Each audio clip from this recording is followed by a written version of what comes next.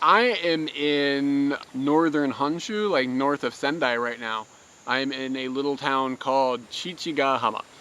And I am here because our friends from Sweden, Tommy and Emma, Tommy's parents live in Sweden or in Japan, and they own or run a church in a prefecture just north of the prefecture we live in called Tochigi. And they also have a house in this town that is north of Sendai, which is even further north. And it is in this little area where there's these two hills. And like in the late 1800s or something, a man from America came and he asked the government of Japan if he could have these two hills. And they were like, yeah, sure, you can have these two hills. And they just gave them to him, like a lease for 999 years. And it doesn't seem like the government got anything out of it, but I guess in the 1800s they were just like, oh, whatever, land's not worth a whole lot. And it's like these rocky hills by the ocean, so there's really like there's no way to farm it, so I guess it was worthless at the time. But now it's a pretty amazing place. You can see in the distance that is one of the hills right there, and the other one is kind of behind all these trees. And so I guess he gave them to like a Christian missionary group or something. So like now the whole area, or a lot of the people that live up there somehow are related with different like sort of missionary projects or something. They all have like houses there that are kind of like vacation houses, but some of the people live there full time. And it sits like right on a beach that is famous around this area because of all the foreigners that are here. They call it, like the locals in Sendai call it like Foreigner Beach or whatever. And it's actually a pretty good surf spot, so there's a lot of people that surf there, and it's been pretty cool. We came up here just for like 4 days, and Tommy and I have like to spend some time like playing in the water and just hanging out. We've been going to dinner. We went to Sendai, and I saw a friend of mine, Brian, who lives in Sendai. We had stayed with them him and his family when we traveled here in 2010. So it was cool to see him again. I see him every once in a while at like punk shows in Tokyo. But yeah, he's a good guy, so we enjoyed having dinner with him, and he took us out. And then yesterday we went to Sendai again, and I think Sendai is an awesome city, so I enjoy going there. And anyway, so if you know anything about like recent Japanese history, you might know the word Sendai because it is the region that was really hit hard by the tsunami that happened in March of 2011, right before we moved to Japan. And where I am standing, maybe you can see in the background, where I am standing is like, okay, so this thing here is like a barrier and the other side is the beach. So the ocean is like, boom, right there, like not far away. And so the tsunami came through here and devastated everything. And like this whole area has like pine trees, I suppose, and apparently I don't have a reference, but there were a lot more of them there. And obviously the tsunami came through and knocked them all down. And you can see big piles of wood and stuff that are still kind of like just, there. And I am standing on the foundation of a house that used to exist. And you can see all of these were houses, like these were people's homes. Like a little village was right here. And you can see it's just gone. Like it's gone. It's insane. You can see this is just a bunch of cars that were just washed away by the tsunami. Like all these are destroyed cars from the tsunami that they've put into a big pile, but they haven't necessarily like cleaned or anything. And this giant mountain of garbage back here is just garbage from the ocean and the tsunami and stuff. Destruction. It's a big pile of destruction. And yeah, it's kind of shocking to come and see this. Like it exists. Like, this happened. You see videos, you just saw a video. It doesn't process quite as much unless when you come and see it, you're like, oh my gosh. Like, think about it. Like, these were steps, and these went up to a human being's house, and it's gone. Like, it's not there anymore. And like, you would come up here, and they would use this to wash the sand off their feet because they were at the beach, and now it's not here anymore.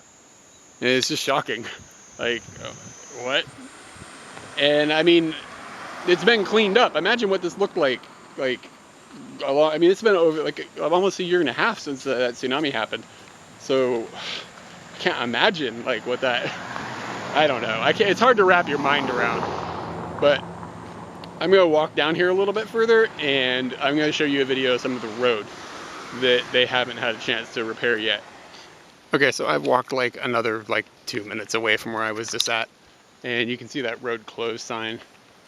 And the reason that this road hasn't been repaired is because it's just sort of like a little triangle, like a tiny little triangle. So like it's not high, it's not a high importance to repair this, because instead of going, it's hard to explain, instead of going like straight down this road, you can just cut like around the corner. Like it's not stopping anybody from getting anywhere. It's just, it would be nice if it was fixed, and I assume at some point they'll probably repair it. But I mean, it's more important to repair roads where there's only one route, obviously. So this is tsunami devastation, or earthquake devastation, I suppose, perhaps a mixture of both. And this is what it looks like. So you can see this is the wall, the retaining wall that is supposed to keep like high waves out. And obviously it was breached. And something jumped in the water there.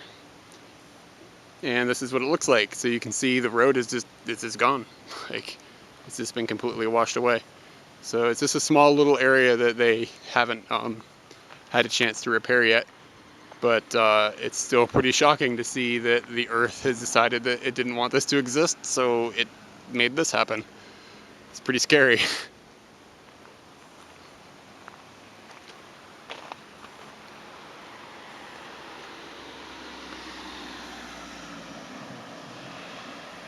Yeah, so I mean, I'm just standing again, like right next to where the road was just busted up, which is right there. And I'm standing in a foundation of a building that used to exist. Looks like it might have been like, it's hard to say. Doesn't seem like this was a house, but perhaps it was. But look at this, like these houses, like these are pretty nice houses that are up on this hill.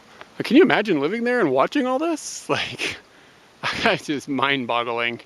And you can see these are like little places that they've set up, porta potties and stuff for, I guess, the relief workers and things of that nature. And you see them spotted all over the place here and there. And like all this stuff is all destroyed and everything. And then there's this. And this is like a little like shack, I guess. And it's probably where this man's house used to be. And he has built kind of like a temporary sort of structure. And he's got a little garden. And like, look at all these big yellow things are huge sunflowers that he's planted, and he's outside gardening right now. And that's pretty like inspiring in general. Like, that guy's not letting anything take him down. So this briefly shows the area, and it might help you explain, like, understand a little bit better as to why the devastation was so strong here. So this is like the main part of Honshu, the island, and then where we're at is sort of the region we're at is this whole green area. And it just kind of sticks out in the ocean. Like, I mean, that's not where you want to be when a tsunami happens. And we are here. So I guess this area probably got it worse, but I mean, it's hard to say. I mean, you gotta be some sort of scientist to be able to tell that. I mean, this is not a good place to be if a tsunami is on the way. Aside from the obvious missing buildings and houses and destruction that you see everywhere, you also see little things like this that are kind of reminders of what has happened. And this is obviously a pretty bent pole. If you come up here and look at what it is, it shows a tsunami evacuation route. So this will show the sidewalk, and you can see the white area is what's been destroyed, and the little green bits are what's left of the original sidewalk. As you swing down, you can see the destruction that was all around the manhole cover. And if you come up here and look at this, like, this is a big steel, like, I don't know, what do you call this thing, like a handrail. And you can see where it's all broken off. You come over here and look at this one. I mean, like, that's a pretty good bend in a big steel pipe. This gives you a little better idea of the two hills that the foreigners have been loaned for 999 years. This is one of them, and I believe this is the other. So they're just separated by a beach. So, I mean, again, nowadays that's pretty stunning, but I guess in the 1800s it was like, we can't put rice paddy there, what's the point of it? So this is Tommy's parents' house that is here, and it is up. Woo! It's up this hill.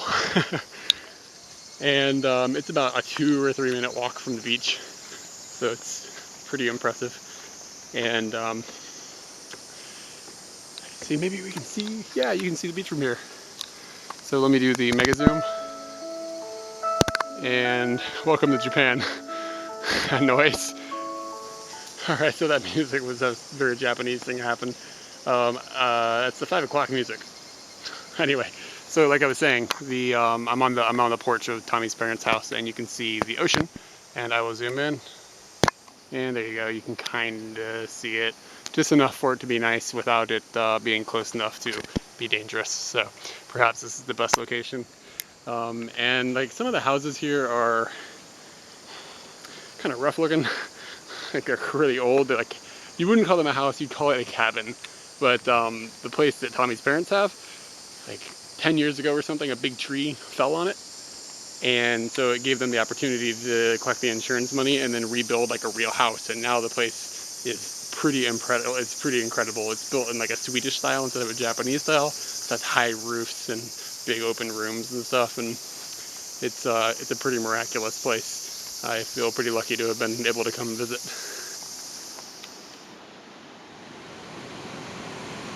This is this man's first time doing this. I think he's a surfer, and he was just watching a foreigner do a pretty good job. So he started talking to him and asking him. They explained like, oh, this is like, you know, you have to put it in like the front end is this way, and you run and find the right like amount of water. And so now now he's trying his first time ever, and I figured it might be a good opportunity to come up with some kind of silly looking footage.